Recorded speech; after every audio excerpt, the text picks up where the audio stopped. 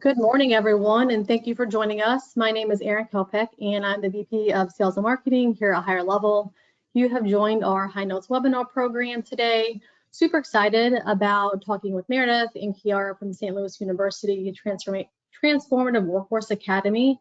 Our topic today is very popular. We've been reading about it for years, and April is Second Chance Month. So how timely it is to have them talking with us today about second chance hiring and helping fill positions faster, and really what it means for your workforce.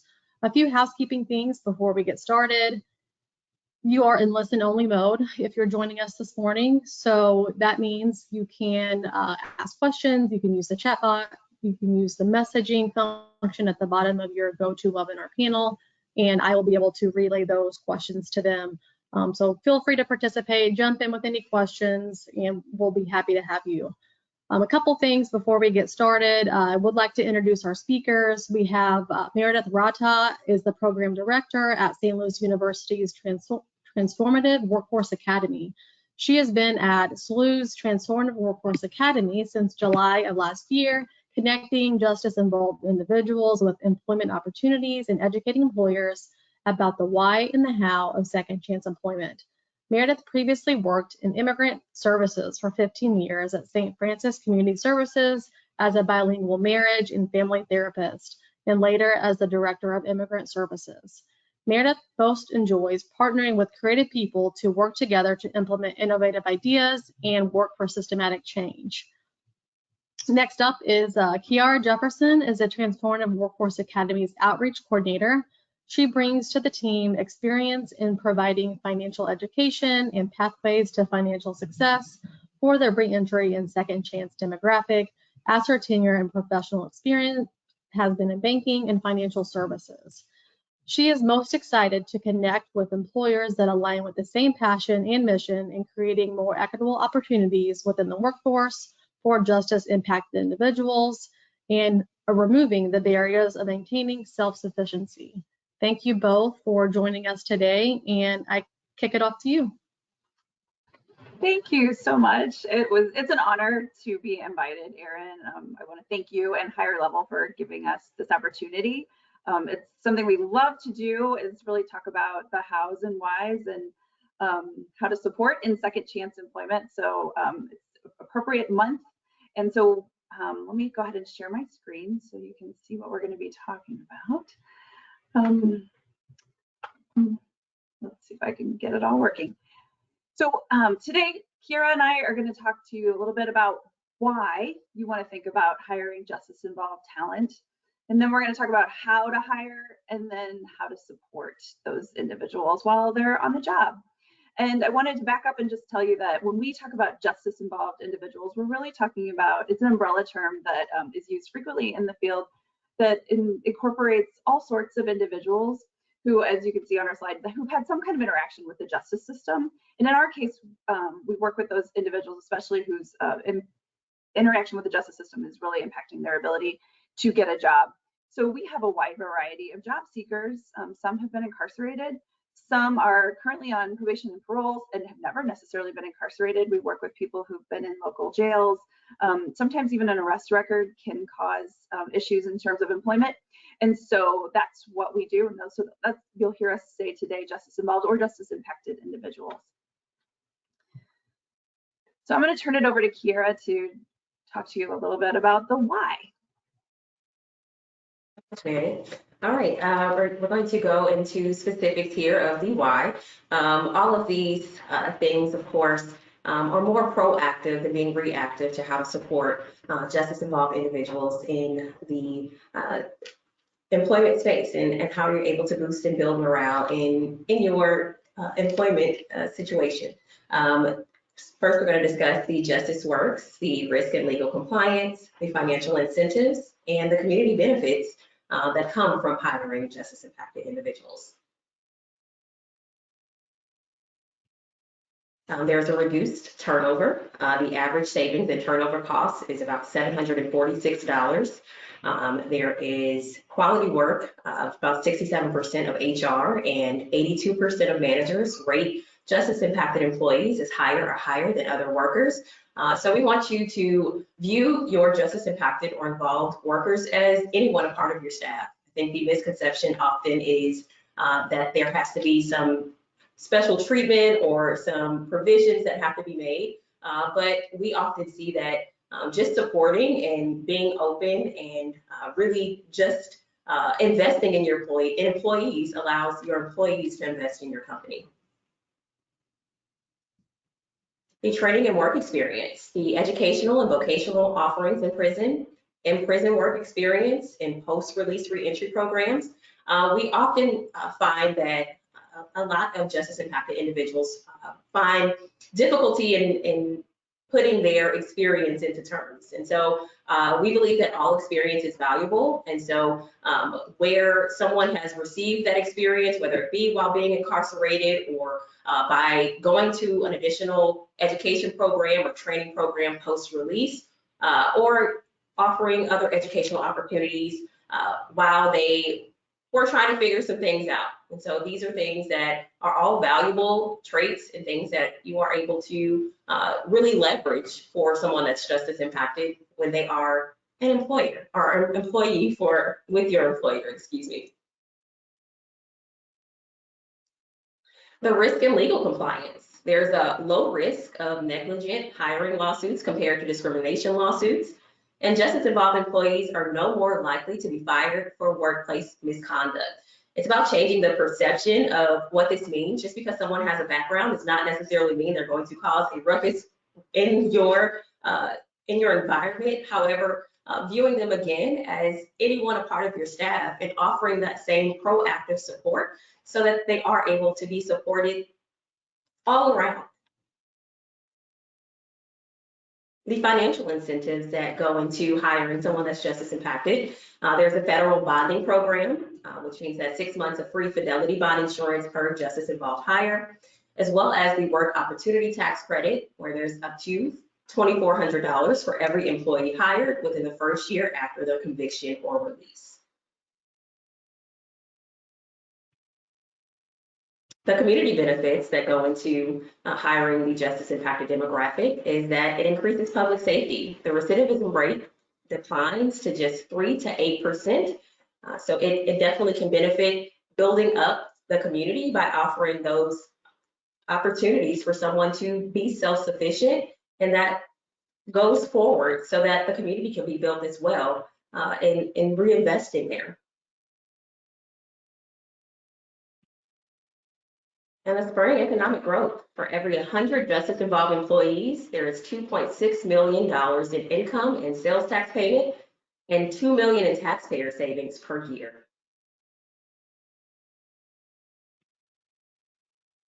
You have many companies that are committed to hiring justice-involved individuals. Here's a few of the organizations that we worked with or work closely with us. Of course, St. Louis University, our home base, Butterball Farms, Johns Hopkins, JP Morgan Chase has started to support a lot of initiatives in this demographic. Schnucks and Scholastic. There are so many companies that are seeking talent and looking at these untapped demographics and really finding value in how to really leverage the adversities that some may experience and really leveraging that for their companies.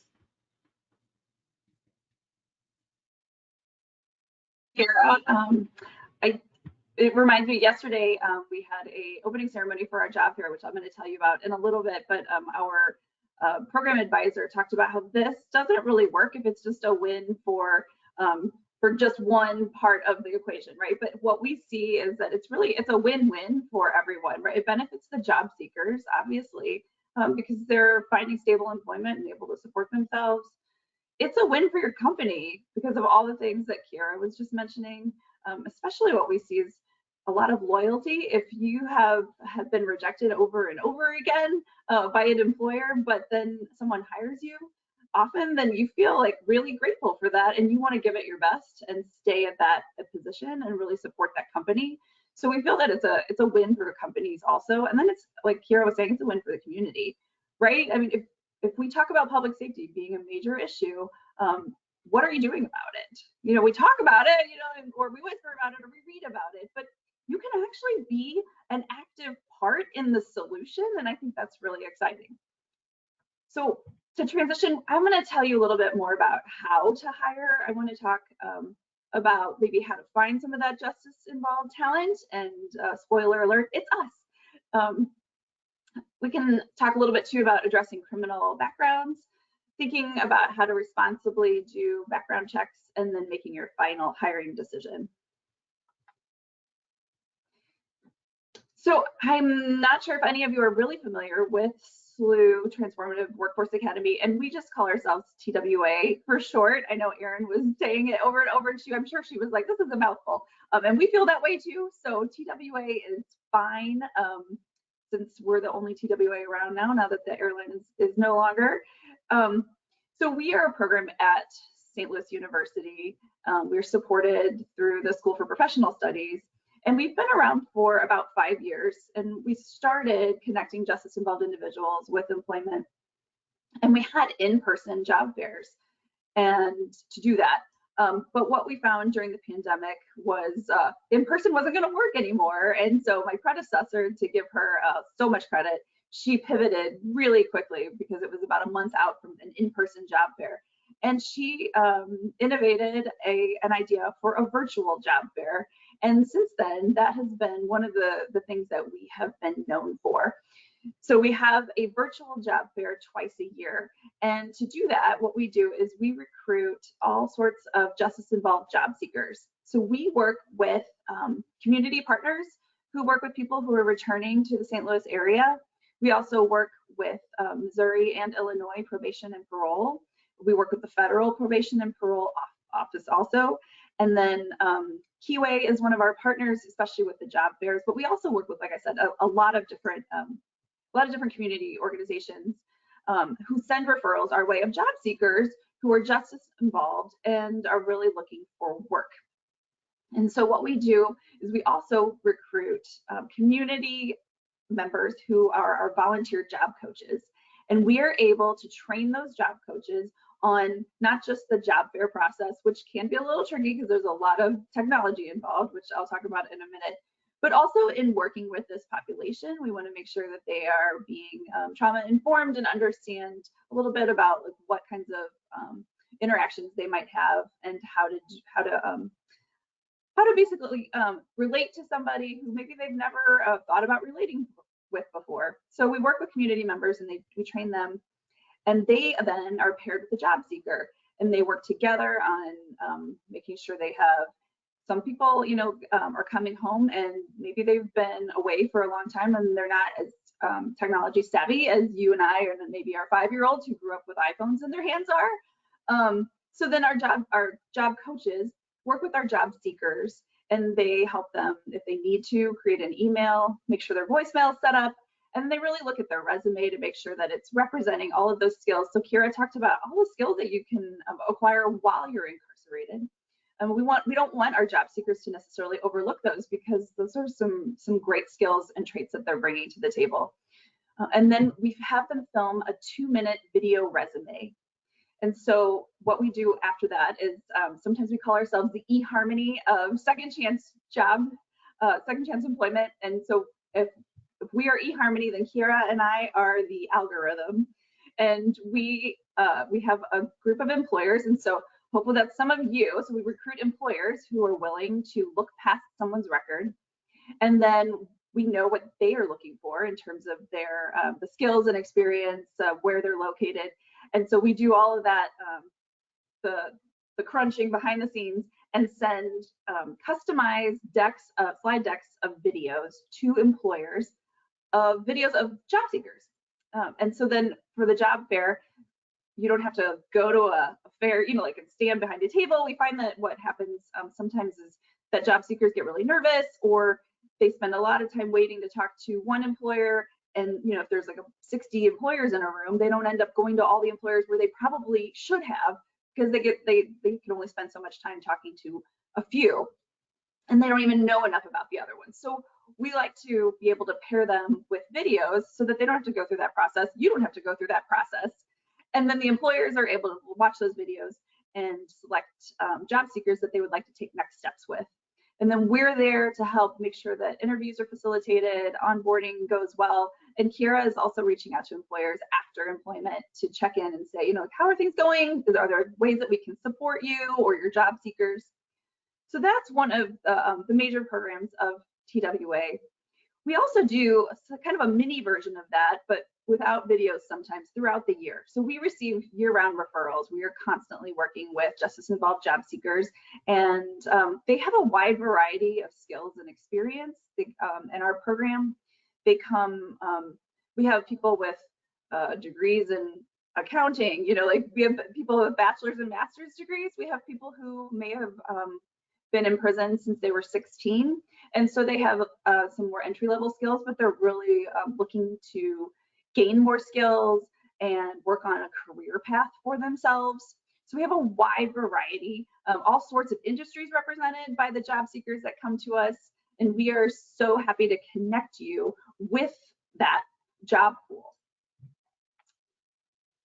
Oh, and I should mention, and Kira would be upset if I didn't, one of the ways you do that is, if you want to be connected, is Kira usually sits down with our employers, either virtually or in person, and talks to you and finds out what are your hiring needs.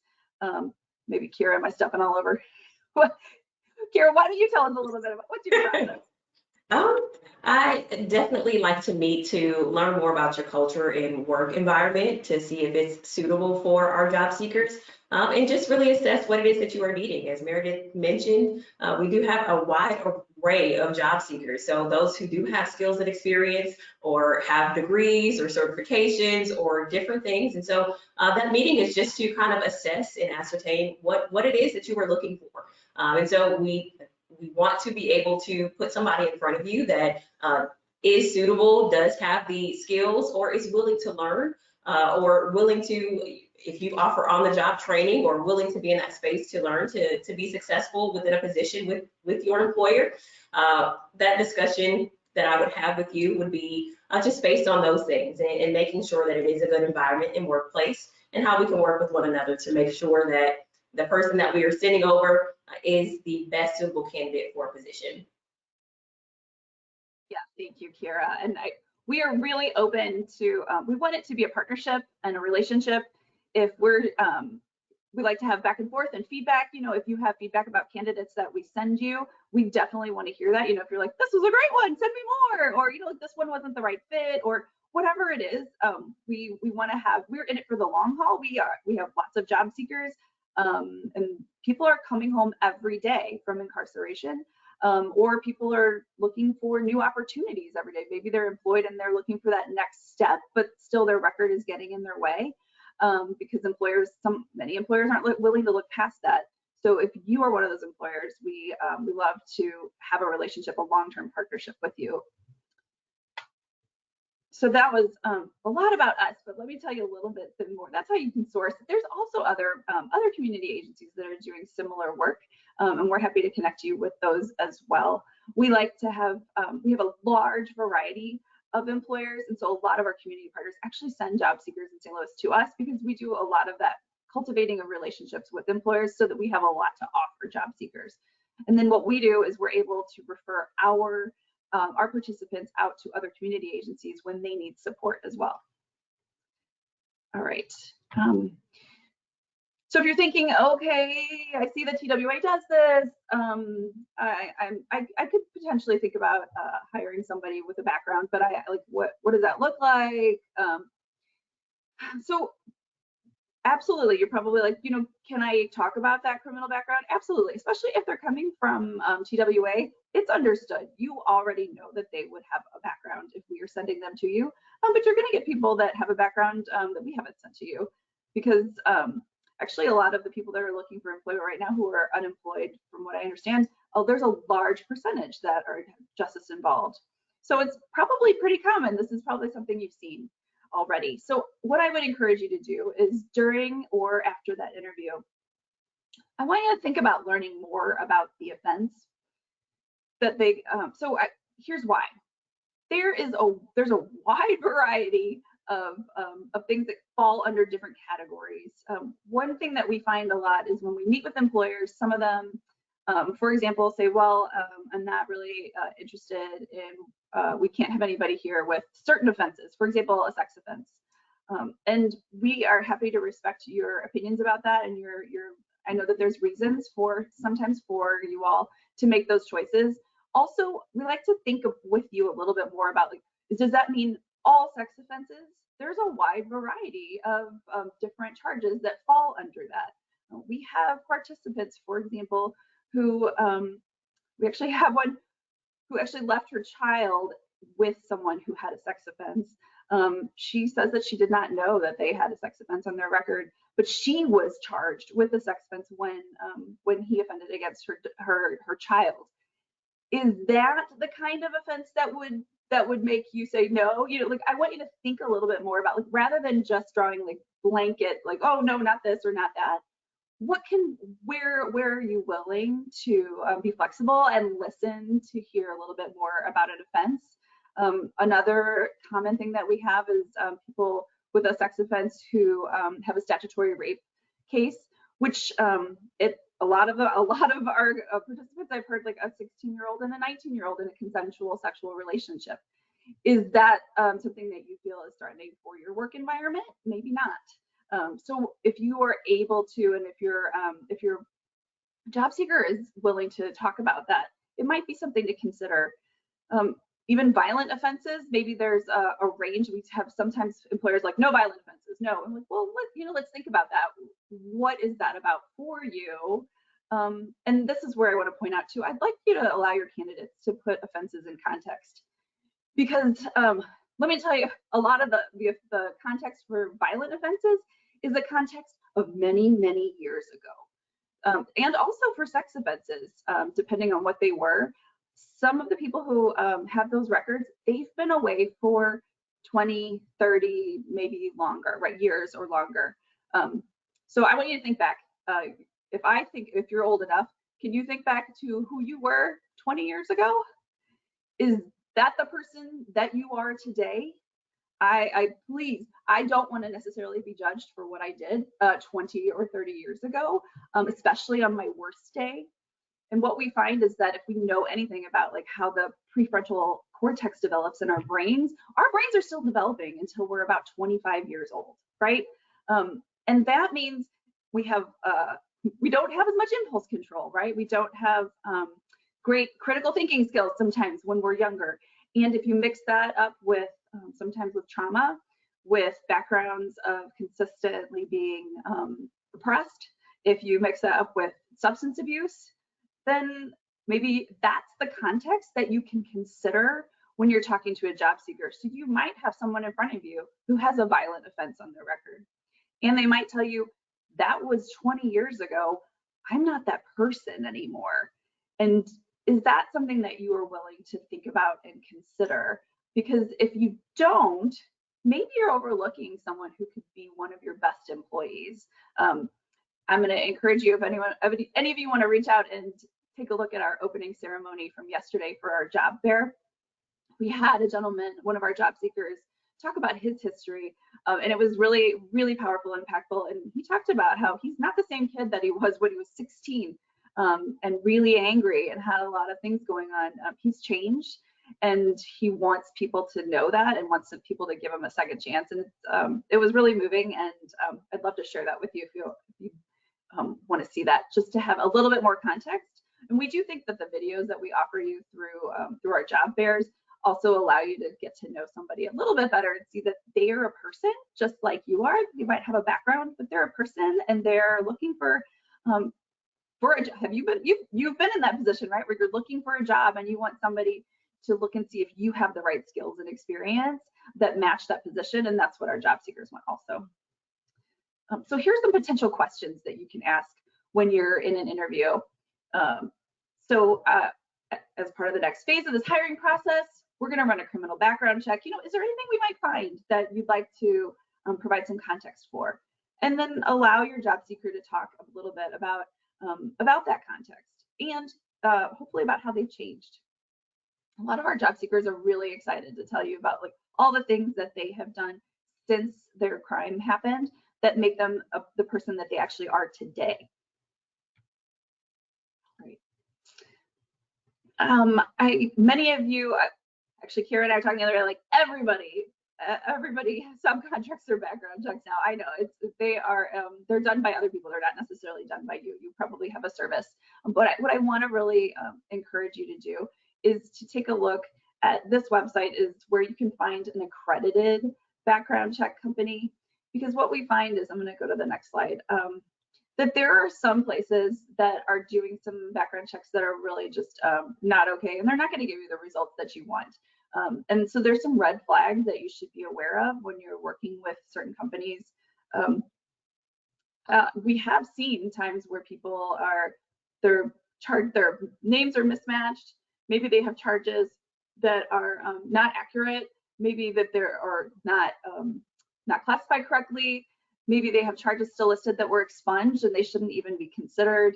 There's a lot of things that if you are seeing those on the background checks you're doing, those are red flags, and you really want to make sure that you're doing a responsible background check.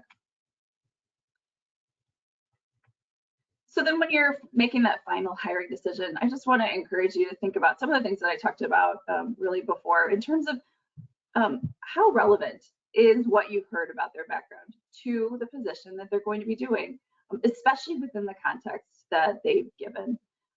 Time since the offense actually can be an indicator, and so you want to think about. Actually, we heard an academic, and I can give you information. His study is coming out, but he was talking about in the field. He was talking about you could have somebody with a charge and has been away for 20 or 30 years, and they might actually be like statistically less risky to commit a crime than a person who's 22 and has no background, right? Just because of even brain development and what we know about what I said before about impulse control and things like that. So really you want to think about all sorts of factors when you're considering backgrounds. Seriousness can be something, but also, like I said, taken in context. I think if you have an actual conversation with many of our job seekers, you're going to find that they're going to own what happened. They understand, and they're ready to pivot and show you how they've pivoted and the growth that they've experienced since then. All right, and I'm going to turn it back over to Kira now. The ongoing support. We're going to talk about the common challenges, the HR support, the peer support, and workplace culture. And before we go on, Meredith, I do want to just touch on, just because our job fair was yesterday, on background checks and having that kind of conversation. I think having that conversation is very helpful because it humanizes people, like Meredith said. But it also gives a chance for someone to show accountability. And it also gives a chance for someone to move forward from that and show what they've been doing since then, whether it be some training, whether it be, some mental health support, whether it be, really just being sick and tired of whatever happened, or, what we common ask is, what motivates you now? Is it family? Is it, that you are in that space of not wanting to be challenged or be in the same environment? You want to do better for yourself. You want to invest more into yourself and community. So those things are super important for someone to, again, show accountability and then show that they are moving past where they come from. But let's go on into ongoing support.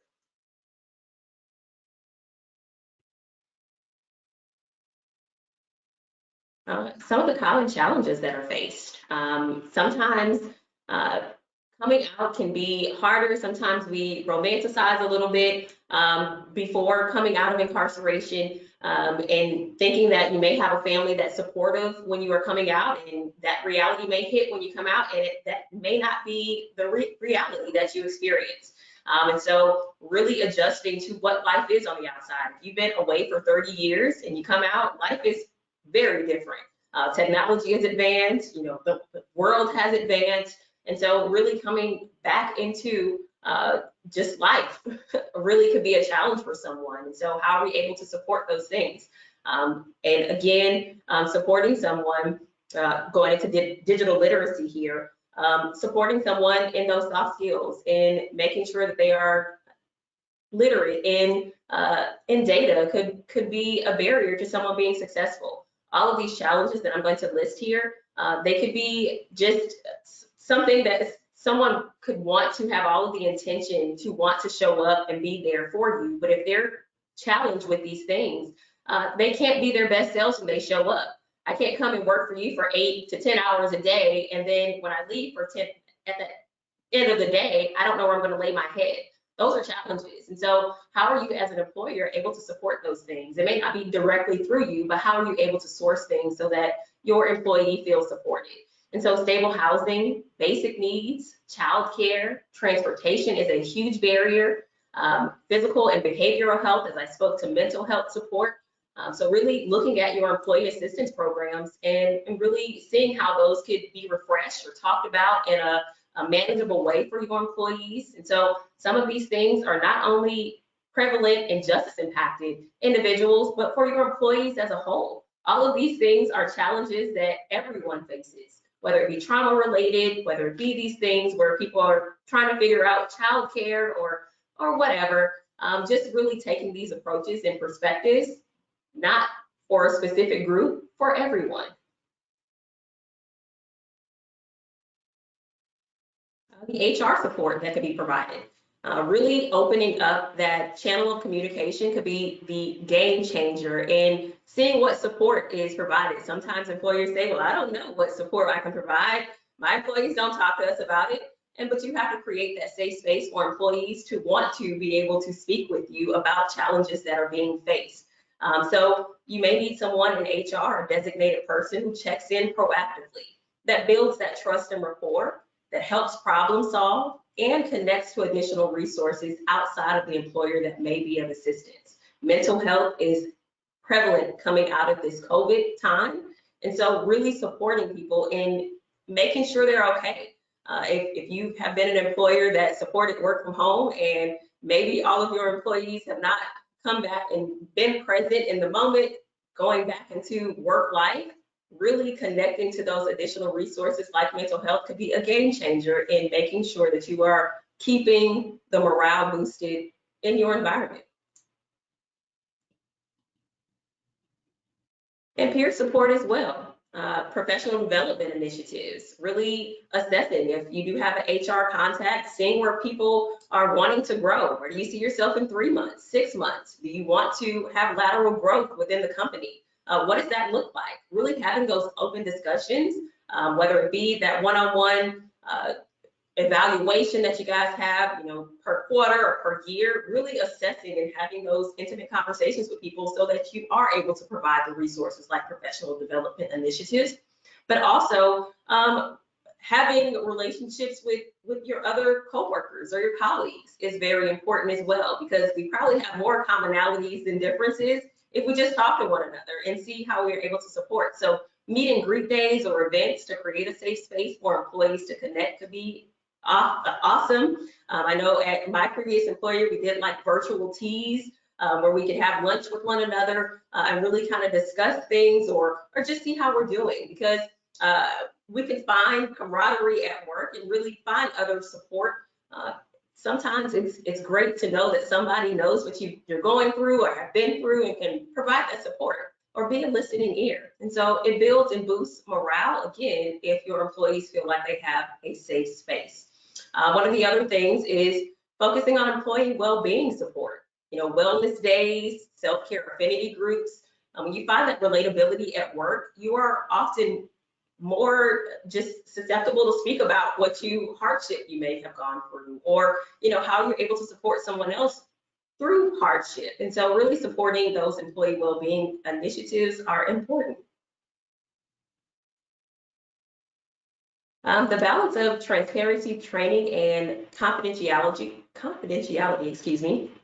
If you are transparent with your employee on what your expectations are or what it is that you are meeting, your employees will be more transparent with you on what they need. And so we want to always keep things confidential, and you letting your job seeker or employee know that you will keep their information confidential so that they are able to be more transparent with you, and then offer the adequate training opportunities that they need in support of making sure that they are well-rounded and feeling their best at your employee.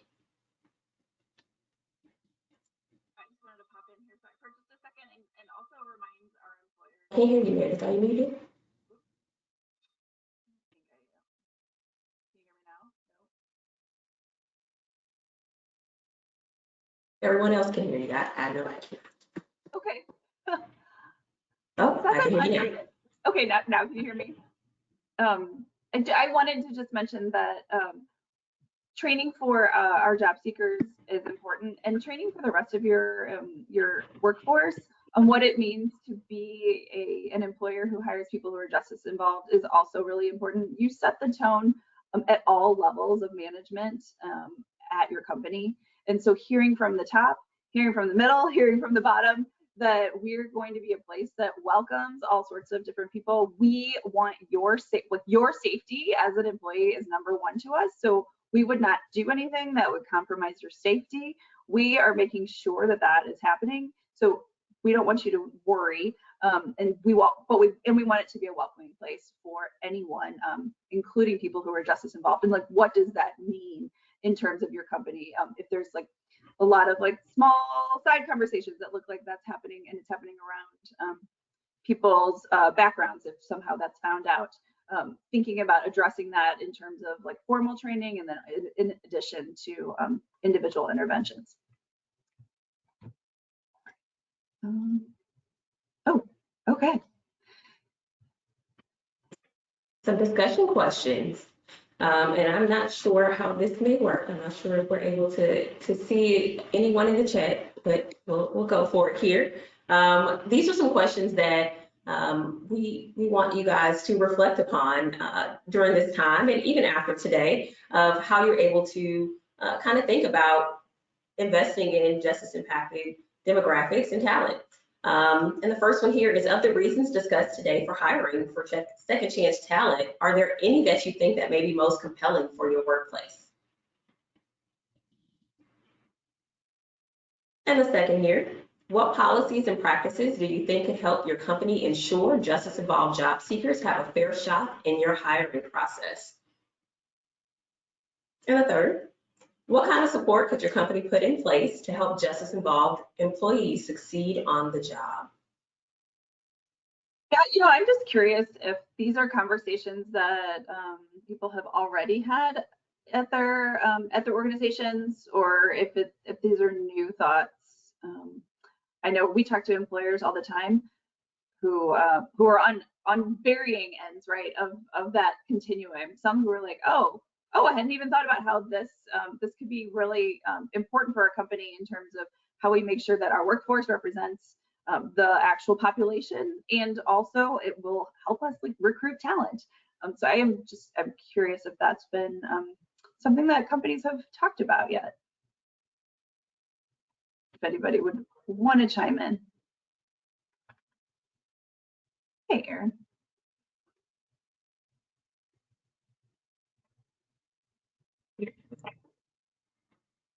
Yeah, I couldn't hear you, Erin.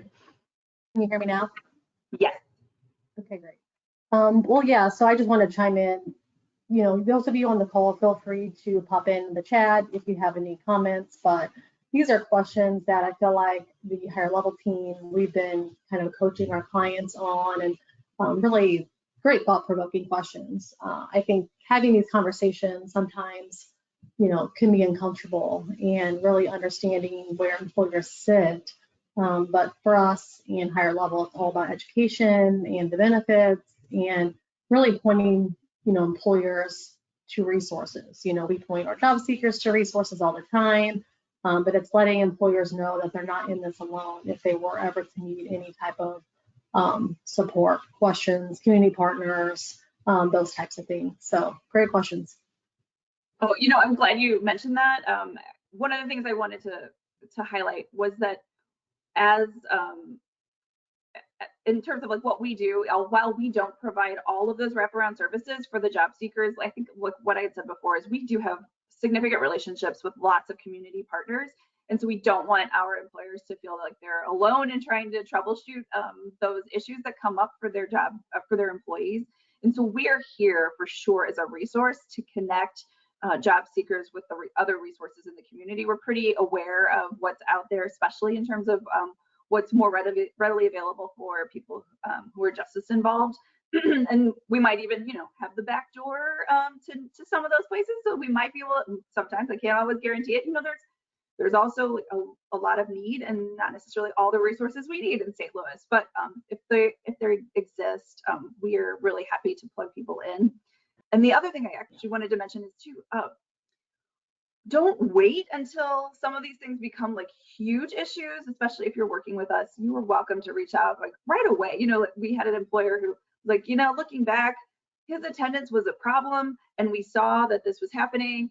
And I probably should, and then he was like, I should have reached out. And I'm like, yeah, it would have been great because we could have had a conversation to figure out, like with that job seeker, what's happening and what kind of supports did he need to make sure that he was getting to work on time? Because I mean, that's an issue for a lot of different employees, right? Whether or not you're justice involved, and if you can leverage us to come in and provide that support, then we are happy to do that.